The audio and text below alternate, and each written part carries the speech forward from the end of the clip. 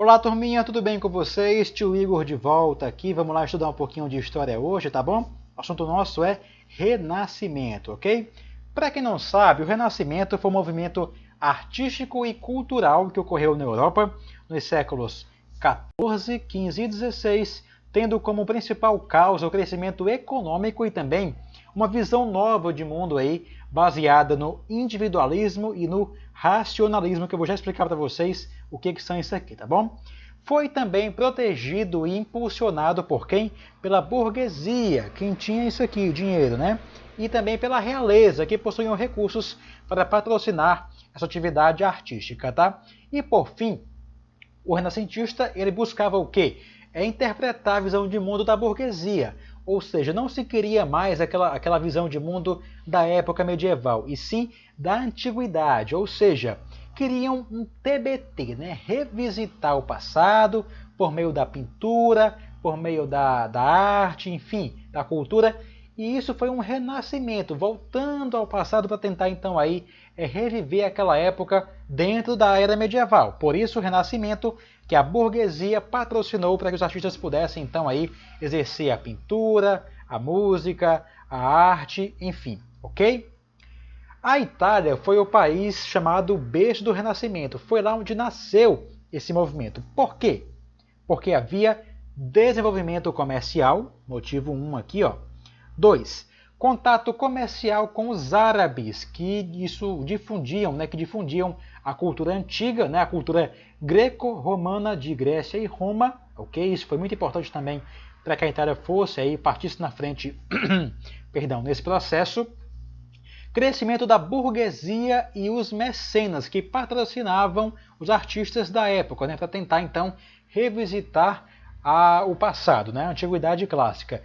E por fim, a Itália sediava aí o antigo Império Romano. Tudo isso aqui, esse combo, fez com que a Itália fosse o país onde nasceu o Renascimento. Portanto, isso aqui, gente, ó, na prova pode cair, hein? Atenção a esse tópico aqui da aula de hoje. Vamos lá então. Características gerais do Renascimento. Procurou fazer o resgate, como disse há pouco, da cultura clássica de Grécia e Roma e criticava a cultura católica medieval, ou seja, esqueceu-se por um momento o que se vivia na época, o que a igreja dizia, e foram tendo esse TBT, retomando o passado aí por meio da pintura, da arte, da cultura e também, enfim, de um modo geral, tá bom? Ficou marcado também por quê? Por obras de arte que eram humanistas, com o homem no centro e não mais Deus no centro de tudo, tá bom? Mas também havia temas religiosos nessas pinturas. Temos aqui essa obra aqui do Michelangelo, chamada Pietà. Nós temos aqui o humanismo, né? O homem no centro, porém também com a temática religiosa, ele nos braços de sua mãe Maria. Aqui também temos Michelangelo que fez essa obra de arte aqui, né, ao lado de um homem, né, a figura humana na sua essência, portanto, em destaque aí nesta obra de arte, tá bom? Repito que as duas são do artista Michelangelo, que é renascentista. Vamos lá então saber agora as características no Renascimento. Falei no começo da aula sobre o humanismo, né? Humanismo, vamos saber o que é. O homem passa a ser visto como imagem e semelhança do seu Criador, Deus, e também se torna a medida das suas coisas. Ou seja, nós temos nesta época um certo desapego aí à figura, ao que a igreja pregava, a igreja dizia. Ou seja, nós temos a ideia de que Deus estava no centro do universo e a partir daí começa-se a colocar o homem em destaque, o humano. Nasce o humanismo. Aliado a isso temos o antropocentrismo, isso mesmo. Procurava ver o homem no centro das suas decisões, da sua história. Então nós temos aí, portanto, o antropocentrismo no lugar do teocentrismo. Deus sai do centro e passa a se ter, então, o homem no centro de tudo como o seu grande mentor, tá? Próximo tópico, racionalismo.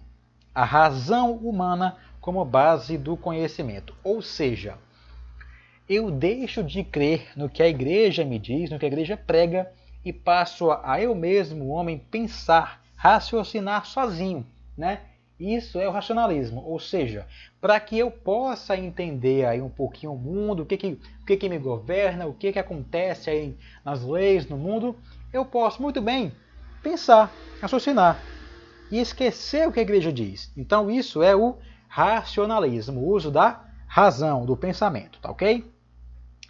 Empirismo, demonstrar na prática as teorias, ou seja, toda teoria, para ser verdade, tinha que ser comprovada cientificamente. Empirismo tem a ver com ciência, isso mesmo. Então nós temos aí essa associação em que tudo que eu queria comprovar, eu tinha que provar por meio do empirismo, da ciência, para poder então confirmar ou não uma tese ou uma teoria, tá? Este é o empirismo.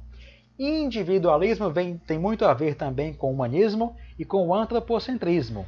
O homem, um indivíduo capaz de interpretar o mundo sem a visão coletiva cristã medieval, ou seja, eu esqueço mais uma vez aqui o que a igreja pensa a respeito do mundo e eu mesmo interpreto como eu quiser, como eu pensar, usando a minha razão.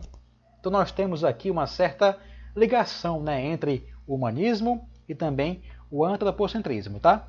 Também ligados ao individualismo. Naturalismo.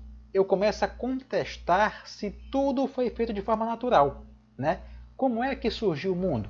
Como é que surgiu o meu bairro? Como é que surgiu, sei lá, alguma outra criação divina? É uma contestação de que isso é natural ou não, né?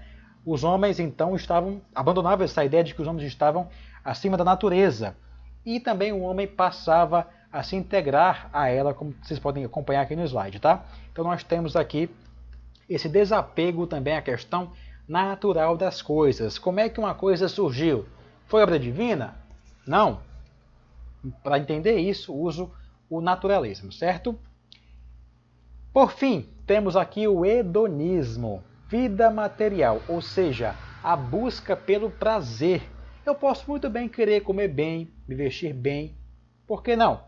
É o meu prazer pessoal, eu me sinto bem fazendo isso. Então, havia essa questão também da busca pelo prazer, perdão, a busca pelo prazer, né, o hedonismo na época do Renascimento, né, contra a ideia ascética, né, contra essa questão de desapego. Eu posso me apegar sim ao que eu gosto, ao que eu quero, porque é o meu prazer. Eu me realizo comendo bem, vestindo bem, enfim.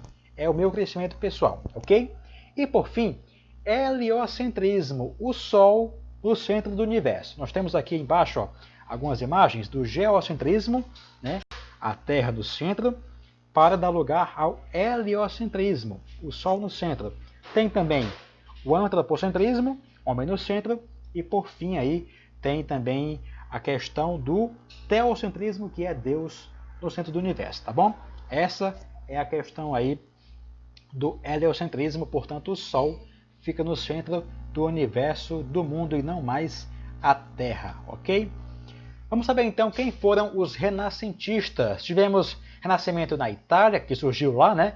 Na Holanda, também teve na Inglaterra, além da França e também da região do Flandres, também além de Portugal, ok? Na Itália, Dante Alighieri escreveu a Divina Comédia.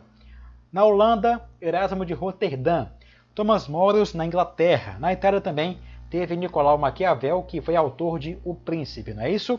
Vamos lá então. Também na Inglaterra, William Shakespeare, isso mesmo, autor renascentista, escreveu Romeu e Julieta, né, conhecidíssimo por todos. Em Portugal, tivemos Luís Vaz de Camões, que publicou Os Lusíadas.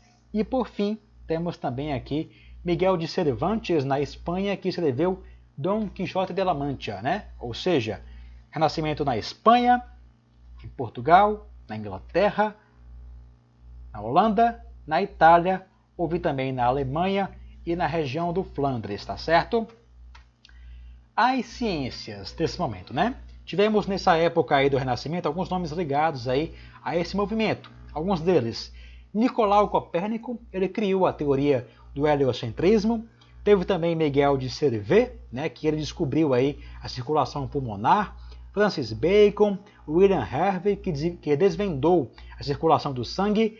Galileu Galilei e também Johannes Kepler, ok? Alguns nomes ligados, portanto, à ciência da época do Renascimento, ok?